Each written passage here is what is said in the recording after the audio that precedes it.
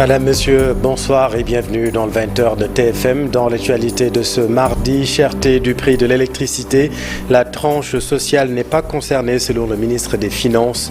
Plus de détails dans cette édition. Mission FMI au Sénégal et les projections sur la croissance revues à la baisse. On n'en a pas fini avec la spirale inflationniste. On vous explique tout dans un instant. Rentrée universitaire, les étudiants demandent la réouverture du campus. Ils exigent la libération de leurs camarades arrêtés hier lors d'une manifestation. Et puis, émigration, les femmes aussi prennent le large. Une féminisation du phénomène est constatée à Kayar, notamment, vous le verrez dans notre reportage. Voilà pour les titres et tout de suite le développement.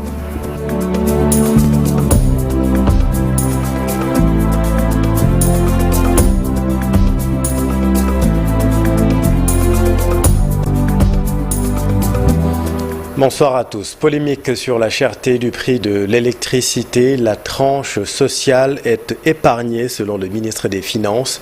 Cette tranche, vous le savez, représente 48% des abonnés de la Sénélec. Voici à ce propos le ministre Mamadou Moustapha Ba. Les 1 159 000 clients de Sénélec, quasiment 48%, qui sont dans la tranche sociale et qui consomment moins de 150 kWh, et qui ont des factures de l'ordre de 15 000 francs, ne sont pas concernés par la hausse. C'est par contre les 52% qui consomment plus qui sont concernés par la hausse qui avait été faite et qui au demeurant, continuent à bénéficier d'une subvention qui est passée de 36% à 20%. Et on n'en a pas fini avec la spirale inflationniste. L'économie sénégalaise peine à se relever des récentes tensions économiques. Les projections sur la croissance et l'inflation sont revenues à la baisse. La croissance est de 8,3% contre une prévision, vous le savez, de 10%. Les détails avec Aminata Mbaresso. Les récentes tensions socio-économiques, le retard dans l'exploitation des hydrocarbures, entre autres facteurs qui, selon la mission du Fonds monétaire international au Sénégal, a mis l'économie sénégalaise dans une certaine léthargie. L'économie sénégalaise n'a pas encore repris son rythme d'avant la pandémie. Plusieurs forces externes et internes continuent de freiner la pleine reprise de l'activité économique. Les projections liées à la croissance et à l'inflation se dessinent ainsi, un schéma au-deçà des attentes.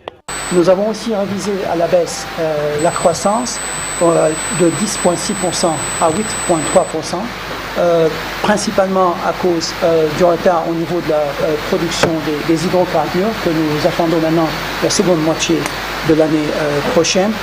L'inflation, nous l'avons aussi révisée vers la hausse. On estimait à 2%. Maintenant, on l'estime à 3,9% du PIB. Mais une comparaison avec des pays du Sud-Sahara fait naître une lueur d'espoir de l'avis du ministre sénégalais des Finances et du Budget. La croissance reste à 8,3% contre une moyenne en Afrique au sud du Sahara de 4%.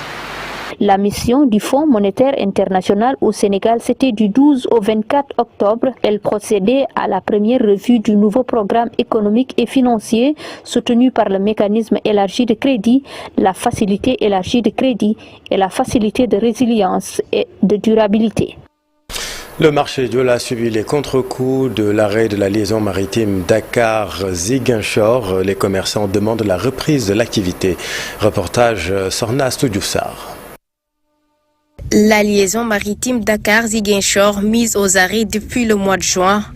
Une décision qui impacte les commerçants du marché Diola de Pikine. Les activités sont au ralenti.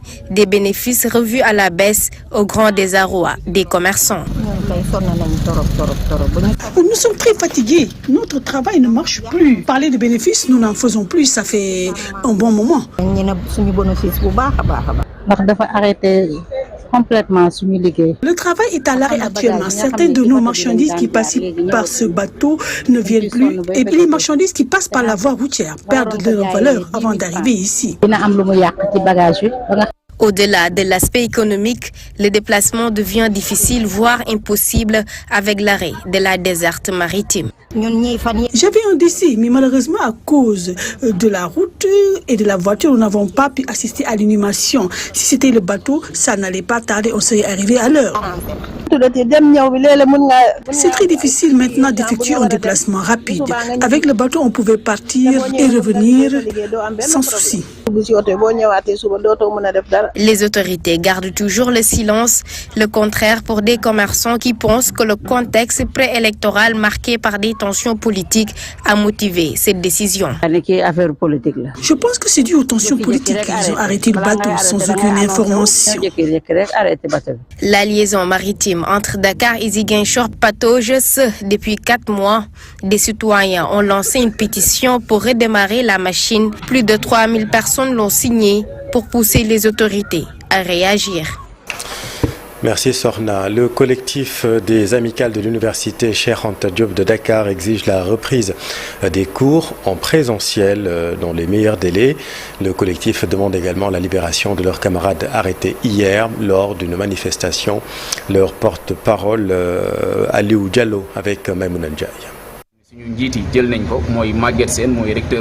Nous sommes contre la prolongation de la fermeture du campus. Cette décision prise par les autorités universitaires n'a aucun sens. Hier, à notre grande surprise, des forces de l'ordre ont interrompu notre point de presse qui devait se tenir à l'UQAD. Ils nous ont malmenés et certains de nos camarades ont été arrêtés. Cette fermeture n'a aucune base légale. Ils nous parlent de réforme alors que tout le monde sait que c'est infondé. Nous exigeons aussi la libération immédiate de nos camarades. Nous lançons un appel également au gouvernement scolaire des CM et des lycées pour durcir le combat. Ils doivent boycotter les cours. La même demande envers les amicales des autres universités. Nous n'excluons pas de bloquer certaines grandes artères dans les prochains jours. Et au lendemain de la manifestation hier à l'UQAD, la situation reste toujours tendue. Vous allez le voir dans ce reportage de Cheikh Diop et Jafar Apar. Police finalement déféré nañ leen yóbbu leen tribunal dañ procureur da leen war a entendre. Président Alakan la ak président Diomaye ak président Diagne ak Khalil donc ak benn délégué ñoom lañ jàpp. 5 étudiants sont actuellement entre les mains de la justice. Arrêtés hier lors de leur point de presse, la situation à l'université Cheikh Anta Diop de Dakar devient de plus en plus attendue. La police est entrée au sein de l'espace universitaire, donc il nous a empêché de faire notre point de presse. Donc ce que nous disons anormal, parce qu'il y a des franchises universitaires qui empêchent les autorités de mettre la pression sur les étudiants en utilisant la police ou la gendarmerie. La place de l'étudiant, c'est pas dans les barreaux, c'est au niveau des amphis. Des étudiants qui demandent juste une chose, la réouverture du campus, rien d'autre. Je trouve que c'est une situation assez déplorable parce que je pense que tout étudiant, tout Sénégalais a droit à l'éducation, tout Sénégalais a droit de rejoindre les facultés, voilà, de pouvoir poursuivre ses études normalement. Vraiment difficile de constater cela et c'est vraiment déplorable. Ils exigent la réouverture. Toutefois, ces étudiants nous parlent aussi de plusieurs mots que confronte l'UQAD. Et d'habitude, les conditions socio-pédagogiques. Les conditions socio-pédagogiques, c'est quoi? C'est le logement des étudiants, c'est aussi la livraison de certains amphithéâtres, de certains logements, voilà, qui doivent être effectifs, qui devaient normalement être effectifs depuis les vacances, parce qu'il faut savoir que les orientations sont sorties et que voilà, nous aurons nos frères et nos consoeurs qui seront bientôt là dans les universités et on a besoin de les accueillir. L'autorité universitaire a un calendrier politique sur le calendrier académique. Donc ce que nous déplorons. Entre l'administration et les étudiants, deux camps qui ne parlent pas le même langage, de l'urgence de renouer le fil du dialogue. Je pense que le problème consiste en ce moment à ce que toutes les parties se réunissent pour comprendre la situation qui prévaut et la main dans la main, essayer de tout faire pour que la reprise soit la plus rapide possible de manière à ce que nous retrouvions la situation qui a prévalu avant qu'on ne ferme l'université Cheikh Anta Diop de Dakar. Les assises de l'UCAD se tiendront du 26 au 27 octobre. Des attentes certes, mais aussi d'autres étudiants jugent inutiles ces assises. À la volonté des étudiants, je pense qu'ensemble on peut trouver des solutions. Les recteurs, les autorités vont réunir tous ceux qui peuvent dire leurs mots, toutes les parties prenantes dans cette situation, de manière à l'éradiquer le plus rapidement possible. Nous, en tant que représentants d'étudiants, on dit que c'est un système dilatoire. Parce que on ne peut pas dire qu'on va reprendre les cours en présentiel. Le conseil académique qui s'est tenu le 6 octobre, maintenant vouloir revenir, dire on va convoquer un autre conseil élargi. Ça veut dire que l'autorité qui est le rectorat, Ali Mbaye et Maguette Sène, ils sont en train de jouer un dilatoire au dos des étudiants. L'université Cheikh Anta Diop de Dakar compte 93 720 étudiants cette année. Ils veulent qu'une seule chose, c'est d'être dans de meilleures conditions pour apprendre en toute quiétude. L'autre grand titre de cette édition, immigration irrégulière, les femmes aussi prennent le large. Des jeunes femmes quittent le Sénégal par la voie maritime. La féminisation du phénomène est constatée à Kayar, notamment point de départ de plusieurs pirogues. Reportage édifiant, Cheikh Anta Diop, c'est la tire. Cette dame, Anna Sen, croisée dans un coin de rue, explique. Selon elle, c'est un phénomène nouveau à Kayar de voir les femmes embarquées à bord des pirogues avec leurs enfants pour se rendre en Europe. Le phénomène a pris une autre tournure. Il y a beaucoup de femmes qui quittent Kayar pour aller en Espagne. Je te le jure, il fallait assister à la scène. Certaines amènent même leurs enfants. J'ai vu même des nourrissons. El Hadji Moussa Kane, acteur de la pêche ici à Kayar, justifie cette pratique par la pauvreté. La mer est presque morte. Il n'y a plus de poissons, selon lui. C'est pourquoi les jeunes filles, les femmes, les petits-enfants, tous émigrent vers l'Espagne. Nous avions une gestion formidable de la pêche ici à Kayar. Tel n'est plus le cas. La pêche ne nourrit plus son homme. Les licences de pêche qu'on attribue aux bateaux étrangers qui pillent nos ressources. Viengaï, ce pêcheur qui vient de débarquer, trouve que cette situation ne doit pas être une raison pour que les gens, particulièrement les dames, empruntent les chemins de l'océan. Je donne tout simplement mon point de vue. Personnellement, je ne compte pas aller en Espagne dans la clandestinité, quelles que soient les conditions difficiles que nous vivons. À Kayar, la plage est déserte. Les jeunes se font désirer sur les lieux où on contemple que quelques groupes de vieux pêcheurs discutant sous les tentes de fortune. Le nouveau ministre des Transports aériens et du développement des infrastructures aéroportuaires était en visite à l'aéroport international Blaise Diagne. Le Sénégal est dans la bonne voie pour acquérir sa souveraineté aéroportuaire selon Antoine Beng. Il se réjouit de l'état d'avancement des travaux du centre de maintenance aéronautique. Abdou Diouf Diagne et Ahmadou Bamba Samb. Aérogare passagers et fret, centre de maintenance aéronautique, Antoine Beng réserve sa première sortie à la plateforme aéroportière, une semaine après sa prise de fonction. J'ai rencontré des agents très engagés, très compétents, mais très enthousiastes à mener la mission, parce que c'est une mission qui va au-delà de nos petites personnes, c'est une mission pour le Sénégal et les Sénégalais. La visite a permis de constater l'avancement des travaux du centre de maintenance aéronautique. Cette infrastructure permettra au Sénégal d'acquérir sa souveraineté aéroportière. Permettra non seulement de diminuer les charges pour Air Sénégal, mais également d'avoir la possibilité de voir nos avions réparés ici au Sénégal. Et surtout avec la combinaison avec l'Académie internationale des métiers de l'aviation qui est lancée à Thiès, d'avoir des experts sénégalais qui contribueront à cette maintenance. Donc, si vous voyez globalement, on cherche à acquérir une souveraineté. Le Sénégal est aussi en pourparlers pour racheter les actions de l'AS-SA, selon toujours Antoine Beng. Ses prédécesseurs nous avaient déjà indiqué, lorsqu'il était DG de l'AIBD, que le prêt a été épongé, donc nous avons notre aéroport à nous, donc ça marque notre souveraineté dans ce domaine aujourd'hui. Nous avons en perspective également une reprise des activités au sol à travers le rachat des actions de l'AS-SA. Dakar accueille depuis ce matin un forum international sur le dialogue spatial. Pendant 3 jours, des experts européens et africains dans le domaine spatial vont discuter des avantages du secteur. Compte rendu Fatou Bintou Conté.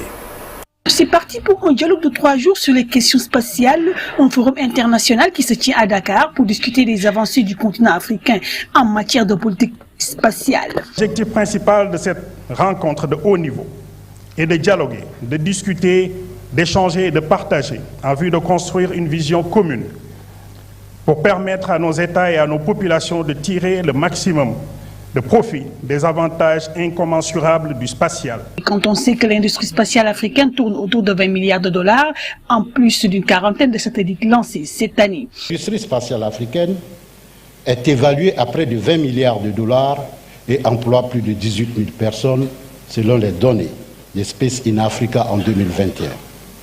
En 2023, environ 45 satellites ont été lancés par les États africains et d'ici 2025, ce nombre atteindra plus de 160 satellites.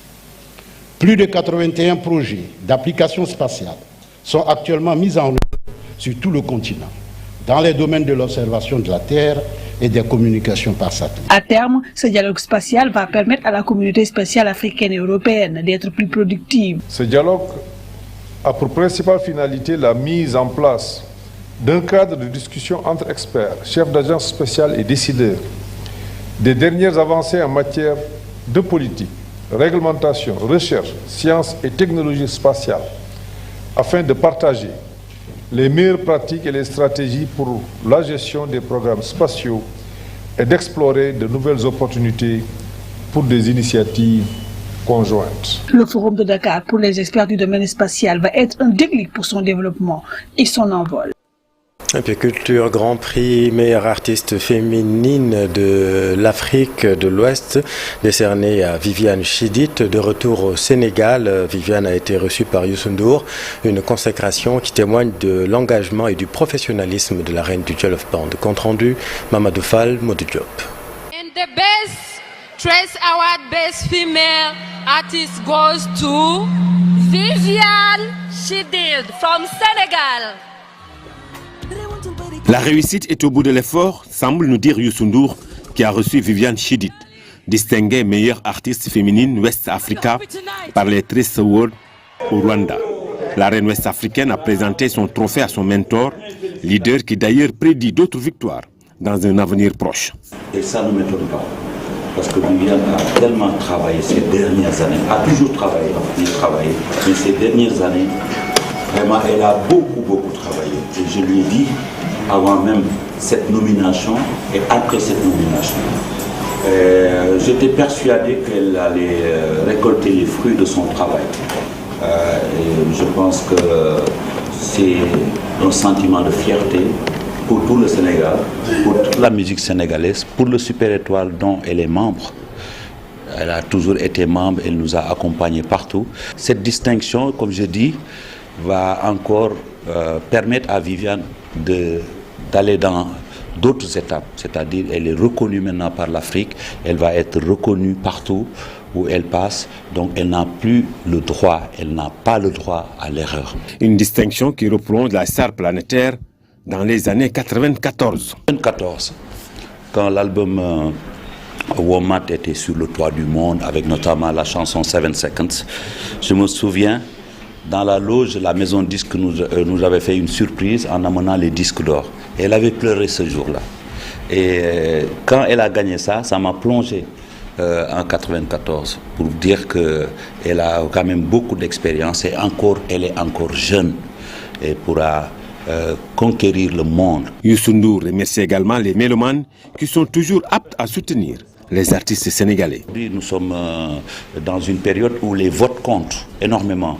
Les votes comptent énormément et je vous demande, les mélomanes du Sénégal, de voter pour les artistes sénégalais parce que ça compte et le résultat aujourd'hui qu'on a, quand même beaucoup de gens en dehors du Sénégal et partout au Sénégal, les gens ont voté pour Viviane et ça c'est très important, c'est un symbole, il faut continuer comme cela. Vivi en extase, sa hâte pour rejoindre ses nombreux fans pour... Je la remercie et je l'encourage et je lui dis d'aller enjoy son truc parce qu'elle mérite. Musique toujours avec la sortie du nouvel album du reggaeman Freeman Musref intitulé Never Forget.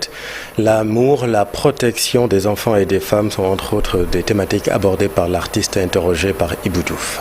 Est composé de 12 titres et j'ai eu la chance, étant ingénieur de son, aujourd'hui j'ai eu la chance de pouvoir faire les mix et les masters de tous les 12 titres qui sont dans l'album. Par rapport aux titres que j'ai choisis, ce sont des titres vraiment qui relatent tout ce qui se passe dans notre vie, c'est-à-dire au niveau de notre entourage. Il y a déjà le titre Blessing Children, la bénédiction et la protection des enfants. Il y a aussi ce que l'on appelle Peaceful Woman, ce qui parle de la protection des femmes. Il y a aussi un titre qui parle de Trust in Yourself, le fait de croire en soi. Il y a le titre qui parle aussi de Never Let You Down, c'est-à-dire Ringa Djeng, mais Boulma Sabay. Tout au début, c'était vraiment roots. Mais au fil du temps, on a un peu changé le style, un peu différé le style avec du MAO pour pouvoir participer aux autres styles de musique qui se sont présentés ici au Sénégal. Que ça soit reggae, que ça soit du jazz avec du reggae, du hip-hop avec du reggae, avec de l'afro avec du reggae pour pouvoir un peu découvrir les autres univers à pouvoir partager avec les autres artistes. C'est la fin de ce journal. Merci de l'avoir suivi. Dans un instant, Papa Blider pour Soir d'Info, la suite avec son invité ce soir. Restez avec nous. Vous êtes au bon endroit. Bonne soirée.